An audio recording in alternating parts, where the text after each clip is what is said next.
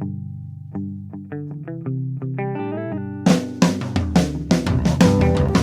only real God is the one that you believe in. Start looking for the God in others. And if you find you're tuning into a wave, well then I don't know much about being saved. Hello, everybody. Hello, friends. Welcome into another episode of Spiritual Philosophy Chatter with the Joneses. I am Danny Jones. And I am Samantha Jones. And this is episode 232. 232. What's our topic today? This is Teenage Wasteland. Yeah. We're going to be talking about teenagers. Yeah. And how much fun they can be. And trying to remember when we were. Absolutely. The same. Yes, So absolutely. Cool. Yep. Well, before we do that, anything you want to talk about from last week's episode? Yeah, last week we did anticipatory grief, and I actually got a couple of questions here from listeners. Mm-hmm. Nancy asked, she said, I have a question. This one is about heaven. We come to earth to have a human experience. How does that differ from heaven? You have emotions. You still have experiences and lessons. You learn, no? Do you eat, sleep? That would be strange not to eat or sleep, I think. You don't eat or sleep, I don't feel. You rest is what I've heard, that you rest. It's different. That's the thing is, like, we think like humans. And so for whatever reason, a lot of people think that you die and this place called heaven is just another version of here. And that's not what's going on at all. No. It's completely different. There are emotions. It's those positive emotions. It's not the anger, the ego is really it. If anything that involves ego, they don't have over there. That's Right. here. Right. So that's the big difference between here and there. I definitely feel like you have lessons to learn there as well as here that you learn through watching humans and working through them and helping them. Definitely. Yeah, I mean, eating and sleeping is really just the condition of having a body. Yes. So if you don't have a body, that's not necessary. Exactly, yeah. There's nothing to feed or rest. No, which is kind of a bummer because I like to eat, but it is what it is. Yeah. I mean, you know? I'm sure there's moments where you rest your mind, and especially when you first come there. I think you come back there, I should say. I think you rest, quietly in some sort of kind of, I try to think of it as a meditative kind of place, but. Yeah, like a place of deep introspection. Yeah, and I don't want to confuse it with like, oh, when I close my eyes and I see blackness. No, it's not like that. Yeah, no. Because you're so tapped into your consciousness, and I think the consciousness as a whole, that you're able to visualize and see a lot of things. Something that I think we forget too, because we're human, I forget it until I hear it from them, is time is not the same there as it is here either. So when you talk about like eating and sleeping and all of that, it's like we sleep to recharge our bodies and we have like this certain hours that we sleep, but time isn't like that there. So it's completely different. Everything there is different, really. So I hope that answers your question, Nancy. Yeah, thank you, Nancy. And then Dustin said, hi, Samantha. My grandma recently passed away, and I wonder what your input is on this or if it's common. The night before she passed, me and my wife and mom were in the hallway of the hospital and a white feather fell from the ceiling, and we tried finding it on the floor and could not find it at all. Before that, Grandma mentioned how she thought we were all on the ceiling for a minute. I know it's loved ones giving us a sign, but how often do you hear this? I hear stories like this almost every day. And that's what makes them so wonderful, is that it's so common that these things happen. Because we look at it as like, okay, my loved one dies, and then they go to the other side and they send me a sign. Well, this happened before Grandma died, right? Mm-hmm. That's because that's the other side sending you a sign saying, whatever they're trying to say, this is coming. Mm-hmm. Prepare. We're taking her. She's going to be happy. Whatever it is that they're trying to say to just let you know it's going to be okay. Yeah. Is definitely what I feel from that. Mm-hmm. I agree. Yeah. We had a couple of interesting things that happened to us this week that I remember when they happened. I was just thinking Were that. You? Like, yeah. You got to remember these. Yeah. Yeah. Do you want to tell? No, go ahead. Okay. So, because these things happen to us all the time, and you can say that they're coincidence, but they're definitely not a coincidence. No. So the first one was that I was sitting on the couch. I think I was working, and I had music on the TV. I had Spotify, and American Pie came on, which is a Marina song. Mm-hmm. And she texts me while it's on. Yep. And so I sent her a picture of it, that there it was. And it was just so weird because you didn't know that. You heard it playing. You were upstairs. Right. But you didn't know that she had texted me while it was on. Mm-hmm. But we haven't heard it since the drive to the airport. Which Thanksgiving, when we were taking her back. Yeah. To go back to school. Yes. Came on right before we were hit right the when airport. We hit about the strip area. And we're going to pick her up tonight from the airport. So it's just funny how we haven't heard it since then. Mm-hmm. So that's one way that I think that it's a song that's related to somebody. And it's not bad. No. Like a lot of people want to think, I hear this song that, related to somebody. No, right. A lot of times it can even just mean they're thinking about you. Yeah. That happens a lot too. What's great about it for me is that, whatever impression, because this song left an impression on Marina. She talks about it when we bring it up, that she loves it. Mm-hmm. But for me, it's really cool because I was holding her when that was all being absorbed, mm-hmm. Looking at her. Mm-hmm. I wasn't looking at what was being... tell what was being... So it's over Fremont Street, there's a big movie screen. It's an arched movie screen that runs the length of Fremont Street for the most part. And they were playing just a montage, I guess you call it. I don't know what it is. Yeah, they do different things. So there was just different images throughout time and history during this song, and it's a long song. Mm-hmm. But it had some psychedelia to it, Kennedy's and then the 60s, and because that's pretty much when that song was prominent. But just watching her staring at it mm-hmm. and absorbing it and hearing the music and then not realizing it had as much of effect on her until... later when we got into the car and she said, "Do you have that song? How old was the she pie then? Song?" How old do you think she was? 3 or 4. Yeah. So that's a song that stuck with her. And now it's our song. Yeah, exactly. Because it comes on at these really amazing trippy times. Yeah, that are connected to her. Exactly. So, yeah. That's how they do things. And then one of the other ones was we always pick a sitcom that's kind of plays in the background, just to have on the TV background stuff. And right now it's Who's the Boss is what we're watching. Yeah. Or, it's on. And there was something, so the little girl's name on the show is Samantha, which is funny in itself. And the name of the episode was Samantha's Growing Up, right? So I said to you, it's so funny because whenever I hear that, I think about my grandfather because he had Alzheimer's. And one time my grandma said to him when I came to visit, "This is Samantha. She's grown up now." And he says, "She's grown out," right? And so I told you that. Yep. Okay. So then the episode starts and that's what it was literally 60 seconds later that it was said or something. It was said just a couple minutes that. later. Uh-huh. Well, Samantha is growing up. No, she's growing out. Just like my grandfather said it. And I was like, oh my gosh, whoa. Things like that are not a coincidence. No, they're it was not. Almost jaw-dropping, what? They just said what you just said. I love it. I love it so much. The other funny part about it is their mom on the show is... same name as my ex-wife, and I'm just sort of it's like nails on a chalkboard. Yeah, stop saying that name. Stop it.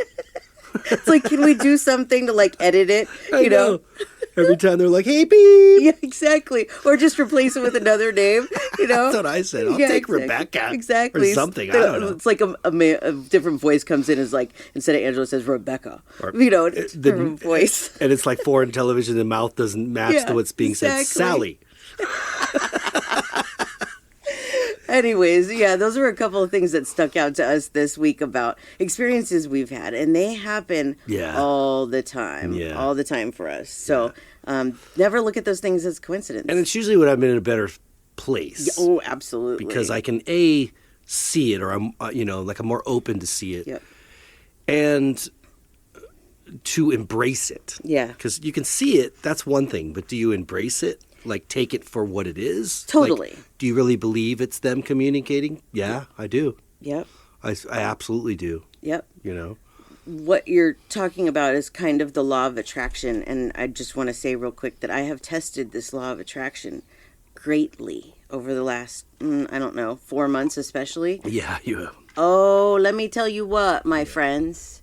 If you are not walking around thinking life is great and I'm going to have the things that I want and it just comes to me naturally and you're worried about everything and nothing's coming to you, it's because you're worried about it. Because every single time I start worrying about things, everything stops. It literally stops.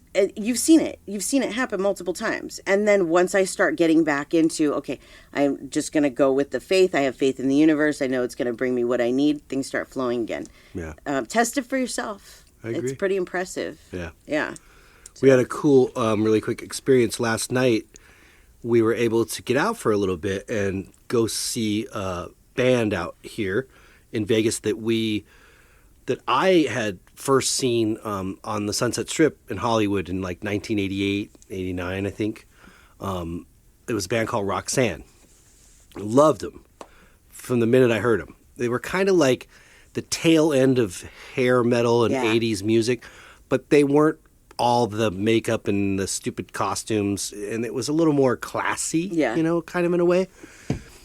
So anyways, dug them. And so I'd seen them back then, and then her and I got to see them again right before COVID as another act that they played under called Boogie Nights. So they're the original Boogie Nights band, which is like a disco rock band. And they dress up with the afros and the bell bottoms and all the 70s look, and they play all these popular disco songs, but in a rock format, like bass, drums, guitar, and singing. Yeah. So she got to see that, but had never seen Roxanne perform. And she hears me play them sometimes, But so anyways, they're playing like literally 20 minutes from our house at a tiny little club for like $10 a ticket. Yeah. And you had made a suggestion like, so anyways, I reached out. I'm going to stop myself here really fast because I'm getting ahead of myself. So in 2006, this band only did one album, and they split up. The label was kind of shady, and they folded. The band, I think there was some copyright issues. I'm not sure, but they broke up, and they did this Boogie Nights band, and they licensed that whole idea out country nationwide, and I think did pretty well with that, and still do. But then 30 years later, are releasing either their second or third album as Roxanne, the original music. So I reached out because I didn't know how to get in touch, like get the copy of this album. It's very hard to find. I'd seen them on eBay, but they had like Japanese writing on them, and I kind of read later on that they released it as a different name overseas, and it was really trippy, but same cover, but different name. Weird. So I reached out to the singer, found him on Facebook, like probably 2006 or 8 or something, and said, hey, I loved you guys. I used to see you in Hollywood all the time. Is there any way I could buy a CD off you?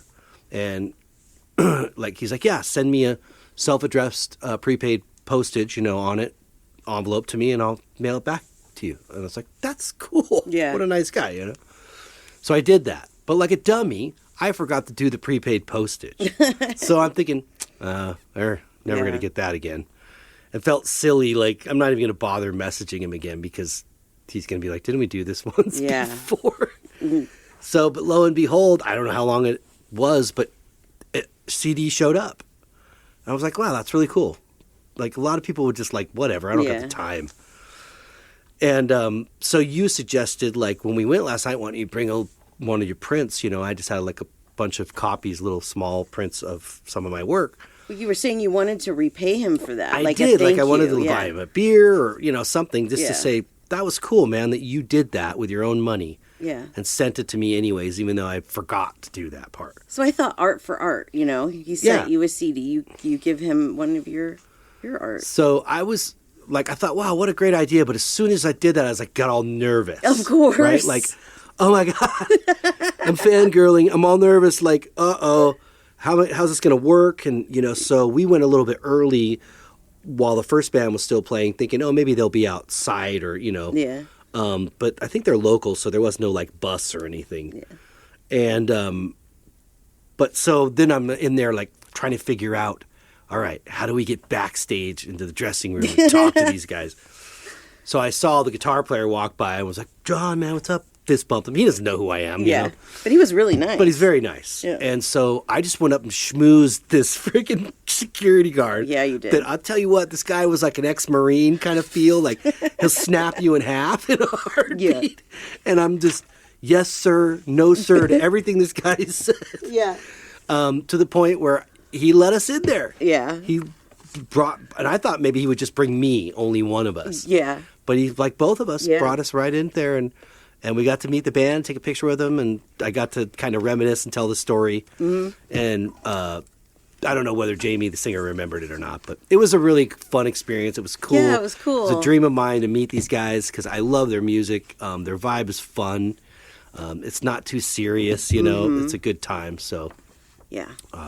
Anyways, that was just a fun experience, and kind of goes along with that. Like, I have been in a place where I've allowed myself to let things like that.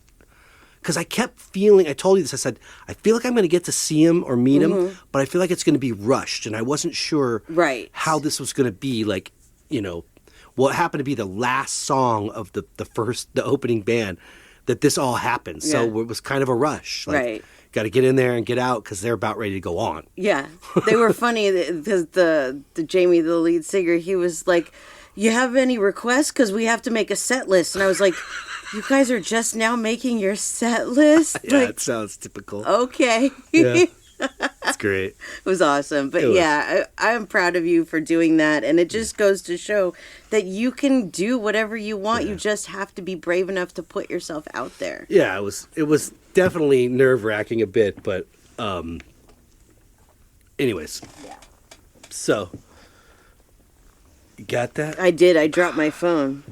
Yeah, it happens. You know what? I'm on 4.5 hours of sleep because... It was a late night. It was a late night, and then, like, I thought I would be able to sleep in, but the power went out. But it was so weird because it just went out and came back on. But, like, all of the noises that happened scared Zuma, and so he got up, and... So I've had like 4.5 hours of sleep. So I'm tired, but awake, tired, awake. Yeah. I've had coffee to keep me going. Yeah, I got my vitamin water energy here. That's okay. So yeah. Cool. So okay. Well, that was fun. Anyways, want to share it. Yeah, absolutely. So before we get into the episode, let's give our information. Okay. You can find me at SamanthaJonesPsychicMedium.com or on Etsy at BeyondTheBridge11 Etsy.com. My TV show, we finally have this moving. I was like, what's happening? Nobody had contacted me. And then a few days ago, we talked and everything's good. And January 8th is the proposed start date. So as long as everything goes smoothly from here, the first episode will be January 8th. I'll give you more information as we get closer, but it's on a streaming station called Bold Brave TV. So if you can Google it and find out how to access it. If you have a smart TV, it's easy from what I understand. So. Cool. Yay. I'm excited for you. Yeah, me too. I'm nervy. You'll be good. Yeah, it'll be good. It's showing my face. I'm getting used to it because I'm doing more like video podcasts and Zoom readings and stuff. Right. So I've gotten more used to it. Yeah. Yeah. Good. And then your info. Oh, yes. For my art, djonesartcollection.com for the web, at djonesartcollection for Instagram, Facebook, and TikTok. And for my photography, at djones71 photography for Instagram. And for my Etsy stores, djonesphotography71. Yay. So that's it for me. Very good. All right. Episode 232, Teenage Wasteland. So the reason that this topic came up for us is that, well, we both had an interesting experience this week that brought up the topic, but I've actually talked with a couple of other people that have been dealing with similar situations. Mm-hmm. We had lunch with a couple of our friends, husband and wife, and during lunch, she started talking about their teenager and how living with her is like being in prison, how it's nothing but yelling and fighting, and that it had gotten so bad that like the week prior she had actually considered suicide. Right. I was shocked. I mean, I knew it was bad, but I didn't know it was that bad, and I didn't know that that's what was going on, that she was feeling that way. I immediately was like, oh my gosh, no.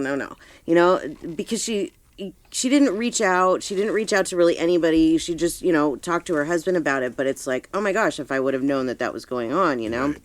And then I had a client and listener who I did a reading for, and she was talking about her 14-year-old daughter and how she gets up in the father's face and like says things like, go on, hit me, and stuff like that, like challenging.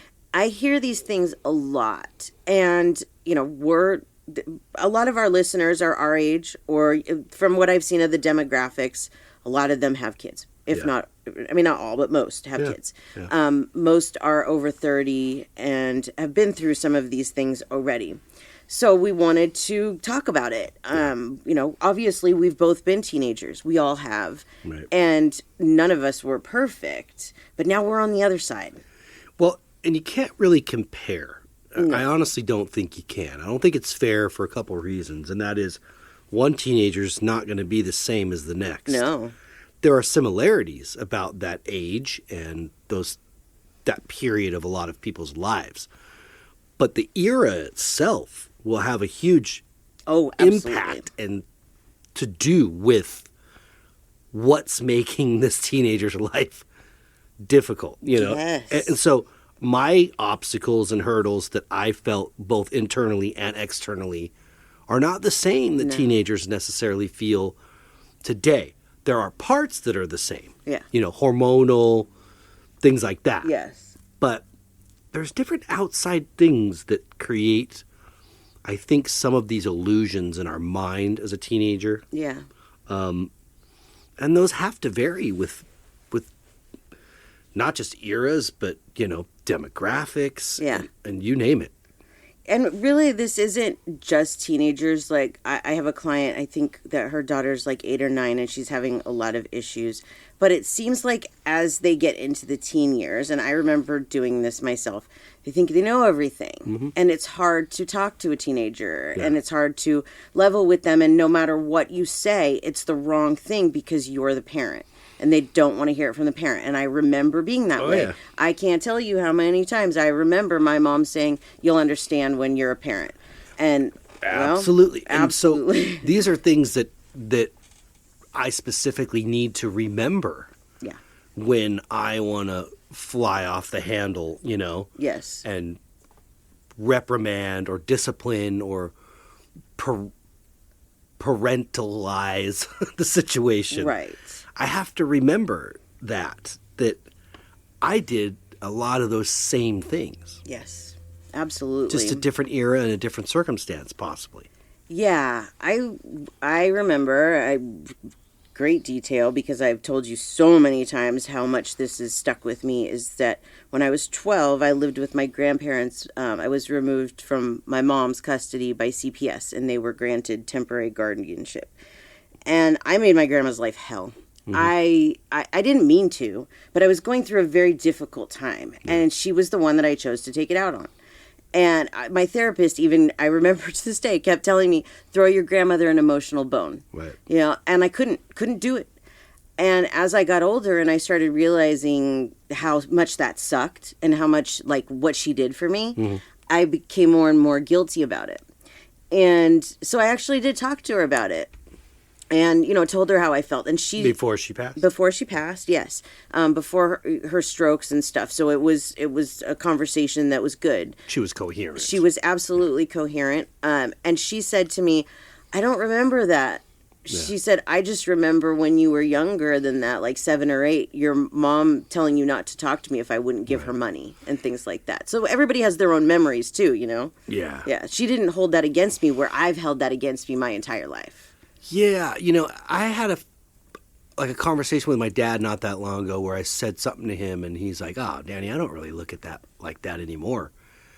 I said, "But I didn't even really respond to that." I was like, "Well, I'm glad to know." I think I did. I said, "I'm glad to know that you don't look at it like that anymore." But I don't think as parents we understand how impressionable this person's mind is at a young age. Yep. So if something's said to me or I'm labeled as such, I was having a hard time hurdling that. Yeah.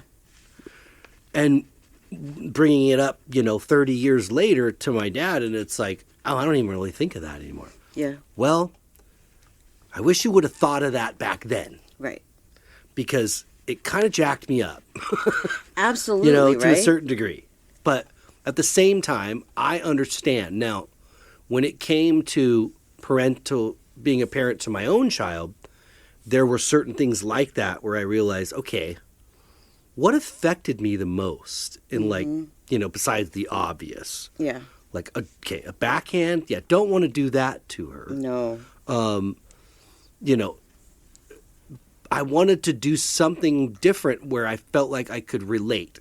Not to say we never ever had those hurdles with Marina at times, you know, teenage attitudes and hormones. But I will say on a scale of what I've heard and I myself have been, it was mild. Oh, she was nothing. Very, absolutely. very mild, and I very always lucky. thank her for being easy on me. Yeah, we were us. very lucky. Mm-hmm. So, but I try to always revert back as much as I can what that felt like. Absolutely. The indifference of, you know, you don't understand, your generation doesn't understand, or, you know, you guys are this and we're this, and I have to go back. Yes. Because that's the case in every situation. Every parent and child gets on each other's nerve at some point. It just happens to happen more in a teenage year. Absolutely. I've looked at the things from my past, my teenage years, and I've looked at not just the things that my mom did that I didn't want to repeat, but like how I wanted to be different just in general from her. Like the things that I hated about what she would do, like not having the freedom to do what I wanted to do in certain areas, like piercings or things. Like I was an adult when I got my first piercing, but she treated me like I was a child. And it's like, I'm me. Yeah. You're not me. Yeah. Let me be me. Let me be who I want to be. So for me, with Marina, that was a big thing. That I wanted to make sure that she was allowed to be who she wanted to be. And I think that that is one thing that causes a lot of strife between parents and kids, is that parents, for whatever reason, want to tell their kids what to do. You're not the owner of these children. You might be the parents, but they are their own person. And a lot of parents will argue with that on some level, because that means if we compartmentalize what we're talking about here, we're talking about their fashion, the way they dress. Yeah. Maybe if it's a girl, makeup. Mm-hmm. If it's a boy, you know, no long hair. Right. Or, you know what I mean? No piercing. Yeah. So I think a lot of us as parents can go, well, as long as you live under my roof. Right. Right? Well, okay. But what is that doing trying to keep them in a box of your generation? Yeah. It's not. Yeah, Marina came to us. She has a couple of piercings, but she came to us. She was still under 18 and said that she wanted to get her septum pierced. Mm-hmm. And our generation, we looked at that as like bulls. You know, they had the ring in their nose. Yeah. So for me, I'm like, ew, no, don't do that. Right. But that's like the number one piercing, it seems, that is so common among that generation. So it's like, well, okay, just because I don't like it, I don't like the way that it looks, does not mean that she shouldn't have it. No. Because that's what she likes. I do see it a lot more in that generation. Oh, yeah, sure. They have. But when I asked my dad to pierce my ears, I think it was probably the beginning of high school or something, and the answer was flat out, absolutely not. Yeah. And I just finally went ahead and did it. Yeah. So. And that's the thing, is that kids are going to do what they're going to do. And if we're always telling them no, they're going to do it anyways. That's what I did. It was like, got to the point with my mom where I was so tired of hearing no that I was like, okay, I'm just going to do it anyways. Yeah. I'm just going to lie. And, you know, I would tell her I was going one place and go to another. And I didn't want it to be like that with Marina. I didn't want her to have to lie to us about where she was going and what she was doing. And I'll tell you, there was a lot of times that she told us she was going places that I was like, why? You know, but it's like, I know I would have wanted to at her age. Well, because as soon as you say I forbid or no, you know, it's going to happen. Absolutely. And then I feel like that just puts like a bad karma on the whole situation. It's not like we're just turning a blind eye. It's very much like, oh, you got to be in contact with us. Right. You know. Oh, absolutely, yeah. That whole thing. Yeah. And we need to know where you're at, blah, blah, blah. But I like what you just said because you brought up karma. And the thing about karma is it's not always just about like, well, you did this and so now you have to deal with it this way. It's all about learning, right? Like the whole thing, really, if you look at karma, it's about learning. And that's what these situations are about. And when we learn from what our parents did and we don't repeat those patterns, then we're actually bringing good karma to ourselves. Yeah. I mean, karma is not good or bad, but you know what I mean? We're working on that karma there. Yeah. We're working on breaking cycles, too. If we just repeat the same patterns that our parents, what they did to us, where are we getting? We're not getting anywhere. But a lot of parents, I know, they look at it as like, well, this is how my parents did it. Yeah. That does not mean you have to do it that way. You parent your own style. Don't listen to anybody else or your parents. You do what you feel is right for your own children. Through my divorce, I had to do co-parenting, which I heard a lot of good advice, you know. Marina was always allowed to sort of express herself, but, at a young age, even like as far as like, what do you want to wear today? Yeah. And sometimes she'd come out of her room and you're like, okay, a tutu over jeans. Okay. Yeah. We're going for it. Yeah. I didn't forbid, because she's expressing herself the way she wants to express herself. Totally. And I know there's a lot of parents out there that lay your clothes out for you and they're bought for you and picked for you. And you're told what to do and what to wear. And yes, we have to do this to a certain degree for our children to teach them and show them. Yeah. But aren't they eventually going to make their own choices? They are. Yep. In life? I mean, that's the goal here, right? Is once they're a legal adult, we hope that they are capable and willing enough to go out there and do this successfely on their own. One of the things that I absolutely hated that my mom did when I was a teenager is she took what I did personally. And it was like, this has nothing to do with you. Yes. Nothing at all. Yes. And it's like, okay, why do we do that? Yeah. Actually, it's funny because we were watching Who's the Boss? Yeah. And that was a thing that came up in the episode that we were watching last night. Remember that she's getting older and she doesn't want to play football or whatever, and Dad's freaking out. No, this isn't the daughter I raised. Exactly. Well, you raised a tomboy, first of all, right? Yeah, okay? Yeah. His mom died at a young age or whatever. Yeah. But yeah, I mean, you can't clearly see that. Yeah. Luckily, there was other women there to point this out. Yeah. In this episode. Yeah, but that happens a lot. Oh, absolutely. And then what happens? Then when we're arguing with our kids, it affects our mental health, right? And that's what I've seen a lot in my clients and friends lately is that they're teenagers and even young adults, they're really having a hard time with dealing with them. And so I asked our listeners, does your teenager's behavior significantly impact your mental health? And 23% said yes, 15% said no, 46% said sometimes, and 15% said my young adult children do. So we can see that only 15% are saying no. Right. That at some time these teenagers affect our mental health. Yeah. There has been times with Marina when she was in those years, the 15, 16, 17 range, mostly 15, 16. That was like the hardest, where we butt heads a little bit. And there was one time when she told me that she hated me. Yeah. Oh my God, it destroyed me. She told me that too. Yeah, I know, but it destroyed me. Oh, I know. For days. It's all I could think about. She hates me. She hates me. And that's why I want, beginning this episode, I said we're going to talk, we said we're going to talk about this topic, but also try to reminisce. Yes, exactly. About what it was like for us to be that self-centered, angsty teenager that, let me tell you, I knew how to throw words of daggers. Oh, yeah, sure. I definitely knew how to have the looks and the words that would sting. Yeah. That's the whole, the plight of the teenager is kind of that. Right. And there's some sort of, this happens to each one of them and all of us because this is where we're growing. Yes. We're testing boundaries. Yeah. We're setting boundaries.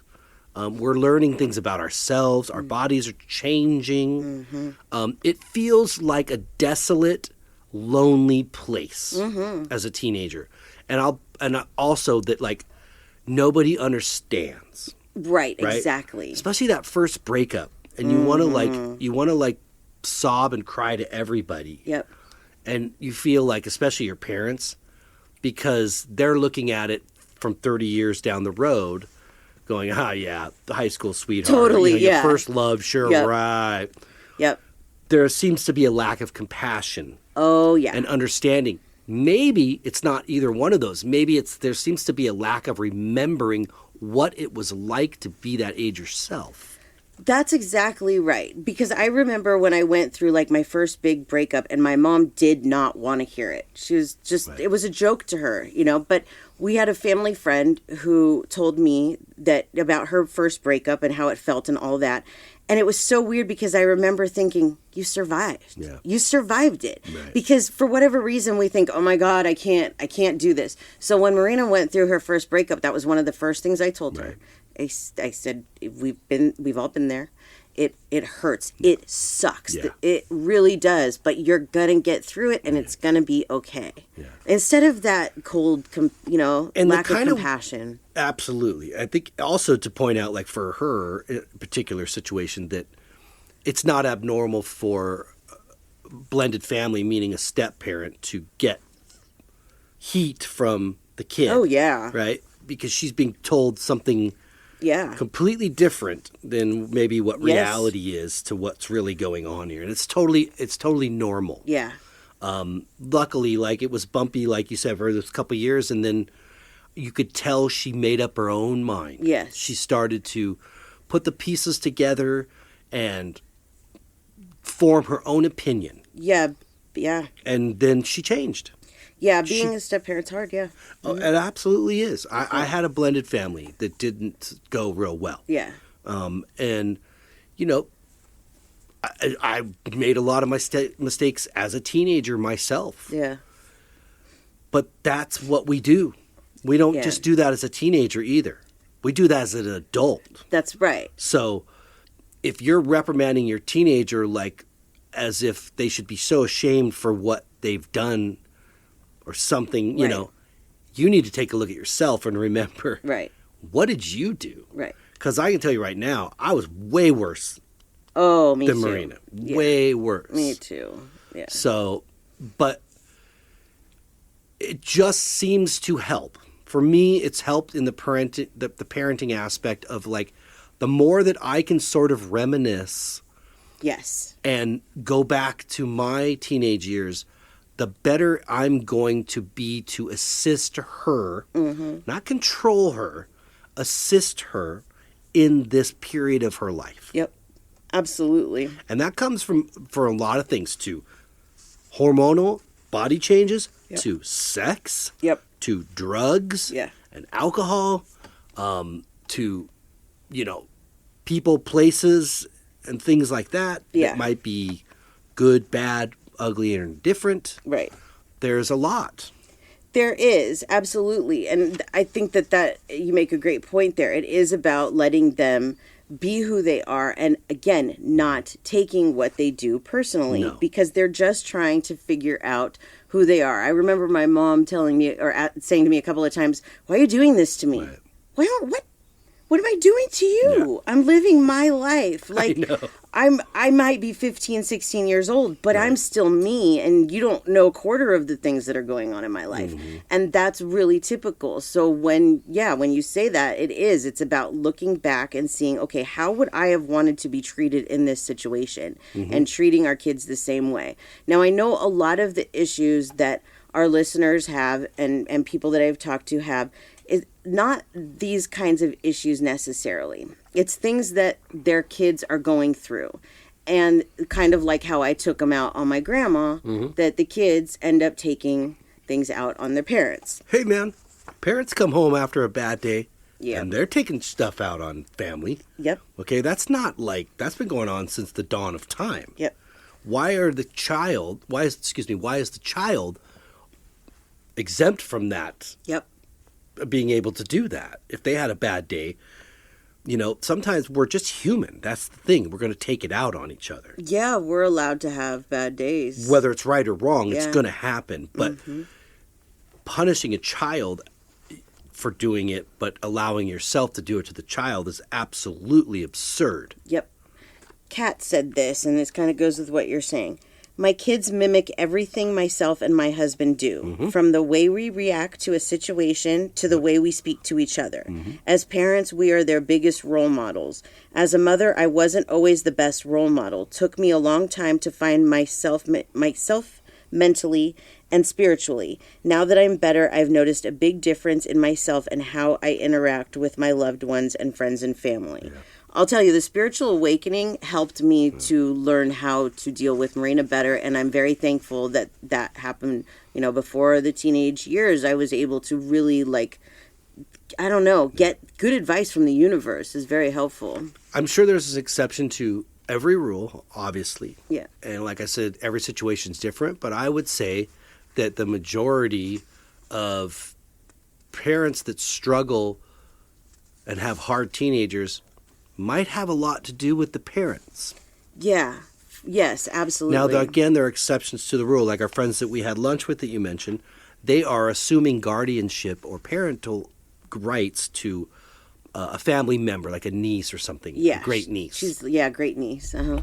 And so it's not an adoption. It's not an actual child, a biological child or a stepchild. Yeah.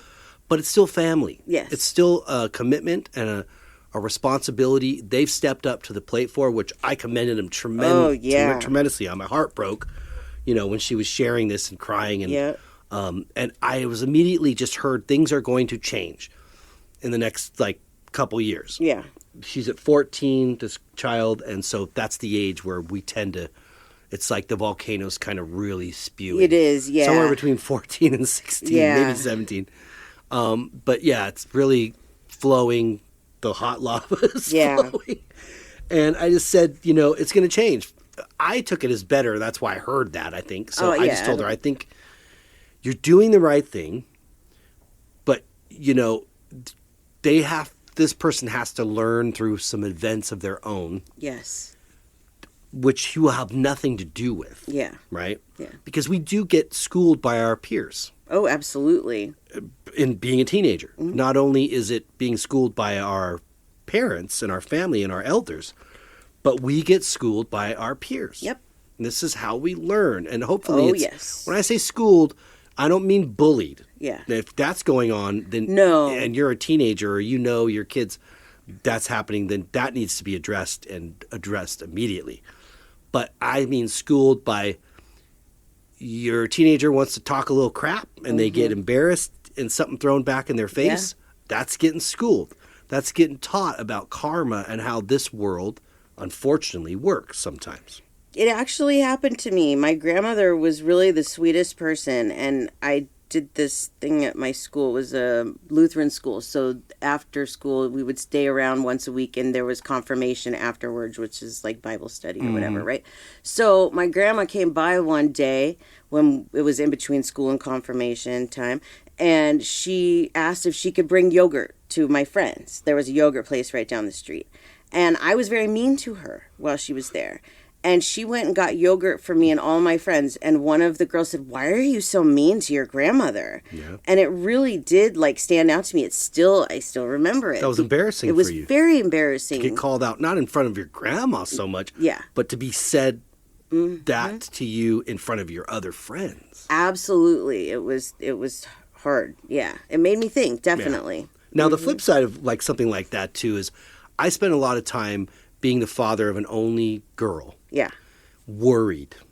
Sick. Yeah. Right? Yeah. Was somebody going to hurt my baby and take my kid? Or, I just freaking can think the worst absolute thoughts. All parents, I think. And, what kind of depression and mental spiral that would send me in, Yeah. But I've kind of been on Marina for a long time about know your surroundings. Yeah. Be aware. Yeah. Like when you step off the curb, you're looking everywhere. Yeah. When you're walking down the street, you're aware of this. There's somebody, remotely close to me, either behind me or in front of me. Like, just know. Pay attention. When you're driving, being very aware. So moving to San Francisco, and she is in the city. Oh, yeah, she is. Had me scared to friggin' death. I will be scared until she's done I school will there. Too. Yeah. But she said to me recently, we have like a group chat, we all talking, and she said, I have become much more aware of my surroundings, so I know exactly what you're talking about. Yep. Now, I said it to her in times when she was young where I might have been scolding her. Right. And, Dad, come on, get up a case. And she's probably right. Yeah. I probably didn't deliver it really good. But because of where she ended up is some of the reason why. Like, I grew up in a city. So moving to somewhere in the suburbs was kind of cakewalk for me. As where she grew up in the suburbs and then all of a sudden transplanting to a city. Yeah. Life's different. Yeah. You have to have different understanding and awareness. Yep. So it was a much needed relief and kind of to hear that from her. Yeah. Like, okay, this is the one time where the teenager finally says you're right. Yeah, exactly. And it'll happen more and more as she gets older. I mean, I can't tell you how many times I've said to my dead mother, you were right. You were right. Yeah. It's not easy to admit. No, it's not. Absolutely. So I want to talk about some of the things from our discussion group that people had to say, because I think these things are important. First, let's talk about, I had mentioned how at one point Marina said that she hated me and how bad it hurt my feelings. So I asked our listeners, what's the worst thing your teenager has ever said to you and how did you react? Kat said, I hate you. Which we talked about. She said, my reaction was to be mad, but I held my emotions back and let my daughter walk away, have a bit of alone time, and then I talked to her. Molly said, I had just lost my baby, and she said, I'm glad so I can be the only child. I cried and didn't even know how to respond. Yeah. Nancy said, my daughter was 14 and she said she hated me and wanted to live with her dad. She immediately apologized after she said it, but it was still hurtful. We were arguing about me dating and I said, why is it okay for your dad to date and not for me? And she said, that's my job to be her mom and nothing else. I said, does that mean I'm not allowed to be happy? And she said, if it meant dating, then she would rather see me miserable and alone than happy with anybody else. Yikes. Yeah, right? You gotta love them for their pure honesty, though. I know. Yeah, they were pretty selfish, too. I didn't date anyone after that until she went away to college. It made me incredibly sad, but I understood her need to have me all to herself. Yeah. And that was very kind of you to do that. Yeah. Yeah, absolutely. Amy said, my boys are 13 and 14, and I have not experienced this. I would like to say I hope I never do. My adopted daughter, who is 24, told me she cannot wait until I go so she can celebrate. And that's after me beating endometrial cancer and surviving sepsis. We have really not had a relationship with her since she was 18 by her choice. I have reached out to her multiple times as her brothers do live here. I have decided that I won't contact her for anything further, and she's no longer a part of our lives. It's sad. Yeah. Yep. Again, though, I can't,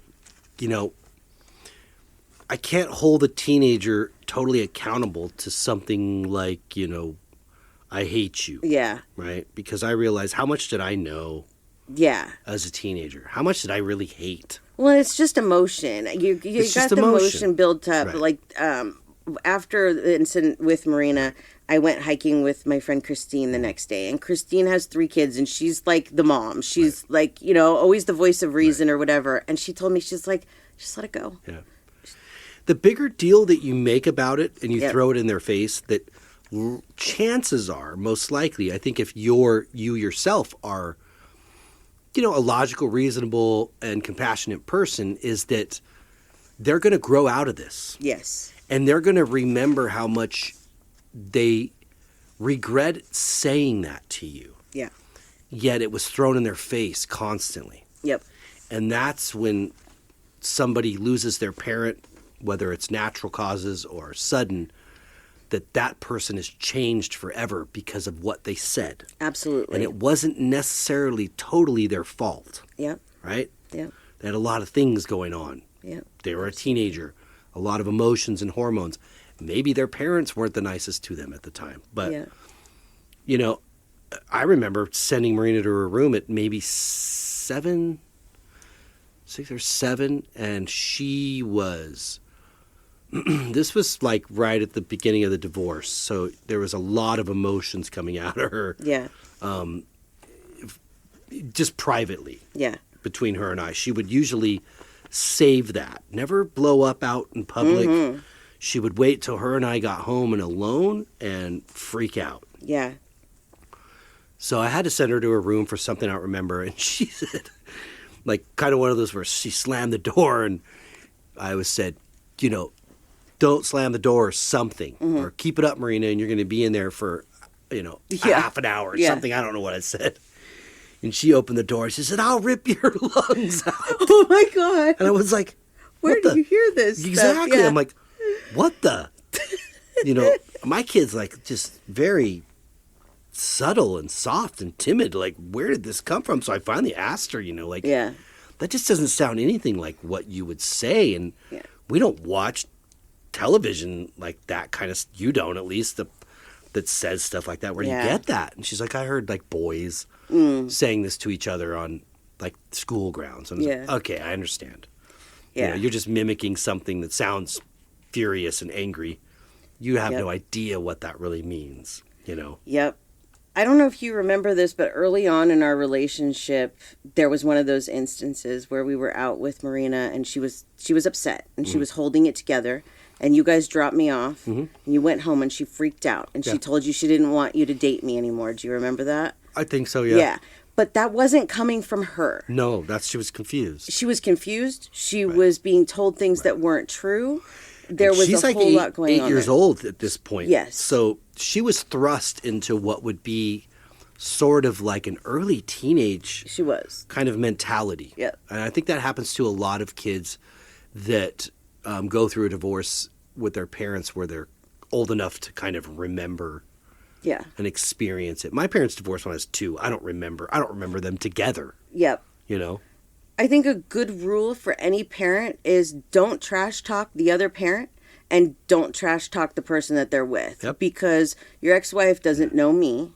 And that wasn't necessary, but she did what she wanted to do, and it hurt the relationship. And it completely backfired on her. It did backfire, but it took years to fix something that didn't need to be broken to begin with. But because of what was said, you know, and most of which I don't know what was said, but it made things difficult for me and her. And it doesn't need to be like that because it's the child that suffers for it. That's using the child as a pawn. Absolutely. Like, I'm gonna wind you up like a doll. Yep. And set you down in when I drop you off, you're all wound up with things your head full of things that are probably not true. Yep. And this puts the child on the defensive. Yep. So this would happen like right when she got dropped off. Yep. And then it would calm down for a little bit. And then right the day before, like hours before she had to go home, it started again. So you knew this wasn't her unhappiness, it was her confusion. Yes. And the things that were being said. So the less that we resisted with her and allowed her to just express herself, both, you know, and this is within reason. I mean, we're like, oh, you know, wear the shortest skirt you absolutely want to wear if you're in the 6th grade. No, we didn't do that. No. Okay? But within reason, we let her express herself the way that she wanted to. Her interests, her desires, the things she loved, liked, disliked, everything. Yep. And she loves that about us. And she tells us that often, that the other parents aren't like us, you know, and she appreciates that. Right. There's no perfect relationship. We don't have a perfect relationship, but we've worked really hard to make sure that she trusts us and that she can talk to us about things. That's what we've really made sure. It's like, we can talk. Yes. Talking is okay. Yep. There's a lot of families that don't want people to talk. No, and that's a big part of the issue is that a lot of times, and I want to read a story here, but a lot of times we are, taking things out, or the teenagers are taking things out on the parents because of things that they're going through in school or in a relationship, and it has nothing to do with the parents, but we take it personally, of course. So I want to read this story because we still have a few minutes. This is from Amy. Okay, she said, over the last 2 years, my 14-year-old son became so different. He was nasty, hateful, and just not himself. I was so blown away because he has always been such a great kid. Wonderful personality and an old soul. Funny, caring, loving, and sweet. I chalked it up to him being a teenager. Everyone said it happens and it's a normal thing. I was just waiting until he grew out of it, and that was rough. We started talking about homeschooling him, but we couldn't really afford it. Fast forward some, and we were having issues with our 13-year-old son. The teachers and administration at the junior high were letting us know. Due to this issue, my children do not feel safe at school, so they both stayed home for about 10 school days. Okay. I am working with the school the best I can under the circumstances. By the end of the second week, my oldest is almost back to himself. He had mentioned racism at school before, peers saying things like slave, cotton picker, and the N-word, and so much more. Come to find out, a lot of the students are doing this daily. The school has does nothing to stop it when reported. This is a common thing that I hear, that the schools do not step in with any of this. Yeah. Some teachers even hear it and it is ignored. If someone doesn't hear or witness it, apparently it didn't happen. My children told me the last 2 going on 3 school years have been living hell due to the constant racism. My advice is to listen to your kids, ask questions, and dig deeper. Annoy them, but get the whole story. Granted, I was battling cancer and then sepsis, so I was not around much, but I should have done more. I should have known. I brushed it off as him being a teenager. He is no longer going to that high school and will never go back. Even though we can't financially afford homeschooling, I will make it work. Skipping meals won't kill me. I will never risk my son's well-being. So you can see that she was confused of why this was going on, why her once really sweet child had changed. And sometimes it's not just being a teenager. There's underlying issues there that we need to get to the bottom of. And I like this story because I think that it points that out, that it's like, even though it's hard sometimes to talk to our kids about what the problem might be, it's really, really important. And I feel like it's your first line of defense, I think, with your own children, in somehow being instrumental in maybe them not being reliant on certain things like alcohol and drugs. Right. If they feel like they have a forum, an arena, they can go and talk about things honestly. Yeah. And openly. And even let some stuff out and not be taken personally. I think you would have a lot less substance abuse in that age demographic because there's a safe place to talk. Yes. That's a big thing. Yeah. I think is the biggest thing as a teenager that I can see that's connected, at least that didn't change from generation to generation as far as Marina and mine or yours, is that nobody understands, and who do I talk to? Right. Absolutely. That goes every generation. Yeah. Every generation. Yeah. So when we, the adults, can start figuring out how to make them feel comfortable, I think we'd see a difference. Yeah. You know what I mean? It starts with the parents. Yeah. It really does. It does. But we would see a difference in so much. Probably crime, racism, substance abuse, Yep. A lot of different things. Yep. I think that if there's some really important key points of this episode that I want to point out is, first of all, not taking things personally. Yeah. And secondly, not repeating the mistakes of our parents. Yes. Doing things differently. we all have our own issues. I hear stories every day about people and their teenagers. And so obviously every story is going to be a little bit different. But we can still take those things and apply them to whatever the situation is, especially with the not taking things personally. As hard as that is, I understand how hard that is. Yeah. But we have to remember they are kids and they are mimicking and they are expressing. And if we shut them out and just tell them to shut up or you're stupid or whatever it is or, fight back, we're not doing them any justice. And you're just asking for that. Yeah. You're just asking for that volcano to blow up on you. Oh, yeah. Yep. And I came from a blended family, too. And I did, like I said, I was way worse than Marina, but I could see that things were getting taken a little too personally. Yeah. Oh, yeah, absolutely. And then I grew up feeling the same way. Yeah. Right? By the reaction, of my step-parent and the division. Yep. Then it's changed me psychologically. Yes, absolutely. So instead of being taught you're just a kid, it's all right. Yep. And maybe get down on your knee and talk to me face to face. Right. As a little kid. Right. That it's all communication, really. Right. It really is. And it's not going to change. It's not going to change that we go through these hormonal body changes, and that there is definitely, a roller coaster ride. Right. It's not going to change it completely, but it sure would help it a lot. Absolutely. A lot of times with teenagers and their outbursts, it's also a cry for help. So we have to take that seriously. Like my mom, one of the biggest things that she would do is when I was crying, it was like I just was by myself. She just brushed it off. It didn't matter. It wasn't her life. What could possibly... that's what it was, is you're a child. Right. What could possibly be that detrimental to you? Well, just because you're an adult and you've been there and you've been through it and you're fine or whatever, the child hasn't. It's the first time that they're dealing with certain things, and for them it's difficult. And we have to step outside of ourselves and see, okay, they don't know any different. I remember being a teenager and thinking I knew everything. I didn't need anybody to tell me anything. And I thought when my mom would tell me, oh, all teenagers think that way, I was like, no, they don't. Well, yeah, they do, though. Yeah. At some level. Yeah. And the thing is that, like Marina, I remember she would have some issues with the divorce, obviously, and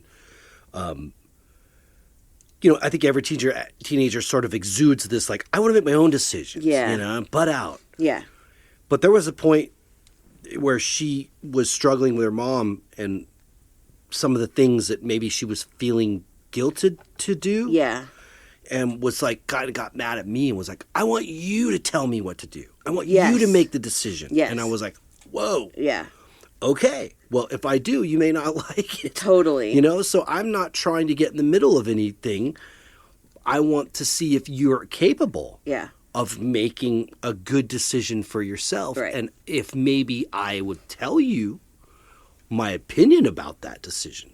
Right. But I don't want to make the actual decision for you. And you know what that did for her? It made her an independent person. All of the things that we did made her an independent person, because if you don't change those things, like what your parents did or whatever, you can get that codependency. You can get, it's like this, where she's like, you make the decisions for me. Right. Okay, well, let's talk this through. I will, but let's talk it through so that we know it's the best decision to help them to be able to make their best decisions in the future. Yeah. It really, We have to stop, give them a little more time, more time and attention in these moments. I think for me, feeling like I was a burden and inconvenience and this isn't the time for this right now was always like this, that feeling. Always. And I hated that. I resented that. Me too. Thank you. Absolutely. Yeah. Always just wanted to feel important for a moment, And so I tried to make our daughter feel that way more in her life. Yeah, absolutely. Stop what you're doing. It's not that important that you can't come back to. Yeah. Yep. And I think it's paid off on some level. But again, this isn't perfection. No. We have not been perfect parents. We have made our mistakes. Absolutely. Yeah. But that's how you learn. Yeah. And I think here's another good key point too, is that we do make mistakes as parents. When your kids come back to you later in life and say to you, you did this to me, you apologize. Yeah. Do not say, no, I did not. Because you did. If they remember it, if it stands out to them, it might have just been a regular Tuesday to you, but you ruined your child's day. It happens. Yeah, absolutely. I agree. And I'm glad you said that because I've seen people walk away from their parents for good because the parent can't do that. Yep, they can't take accountability. They can't do it. Yep. Mm-mm. And so that ends that relationship. It's very sad. How heartbreaking is that? It's very sad. For both sides. And what does that do for the wheel of karma? Right. Nothing. Because now, guess what? You both die, you go back to heaven, and you have to come up with a new thing to come in and test each other again in a new life. And the new life may be horrific compared to the last one. Absolutely. Yep. Totally agree. Or it might be wonderful. Yep. In some way, too. I don't know. But you're going to be tested again if we can't figure it out this time. Absolutely. So might as well figure it out now. That's my motto is I'm going to figure it out now so I don't have to come back here and do it again. Yeah. Yeah. Doesn't mean you have to do it right the first time. You just have to learn from it. Yeah. Take accountability, you know. Mm-hmm. So anyways, we could go on and on and on with this topic, but we'll it's let really, go. It's a two-sided thing in a big way. It is. Absolutely. There's so many different ways that this can go, but I hope that some of the things that you guys heard today, if you're in this situation or, if you're approaching those teenage years or whatever, that some of these tips and stories from the listeners will help. Yeah, yep. I agree. Yep. Very good. Thanks. Yay. Very good. Well, before we say goodbye, share your information one more time. Yes. So you guys know, if you are not members of our discussion group, you can find that on Facebook. Just search Spiritual Jones's discussion group and it will come up. And that's where we do all these poll questions and our listeners help us to put these episodes together. Lots of great input. It is. We love it. So, and then for me, you can find me at SamanthaJonesPsychicMedium.com or on Etsy at BeyondTheBridge11. Hey. And you? Yes, for my art, one more time, djonesartcollection.com for the web, at djonesartcollection for Instagram, Facebook, and TikTok, and for my photography, at djones71 photography for Instagram, and my Etsy store is djonesphotography71. Fantastic. And that's it for me. Fabulous. That was a good one. We hope you guys got something out of this. Yep, if you do have teenagers at home, be flexible. Yeah. Try to remember, jog your own memory of how you used to drive your parents nuts. Yep. And try to just, meet halfway. It makes the whole process a lot better. It does. It doesn't mean let your child rule the roost, but, you got to meet him a little bit. Yeah. So, and we hope you guys got something out of it. That we do. And we hope you have a great week. Yes. And until next week, peace and love. And Merry Christmas. Merry Christmas.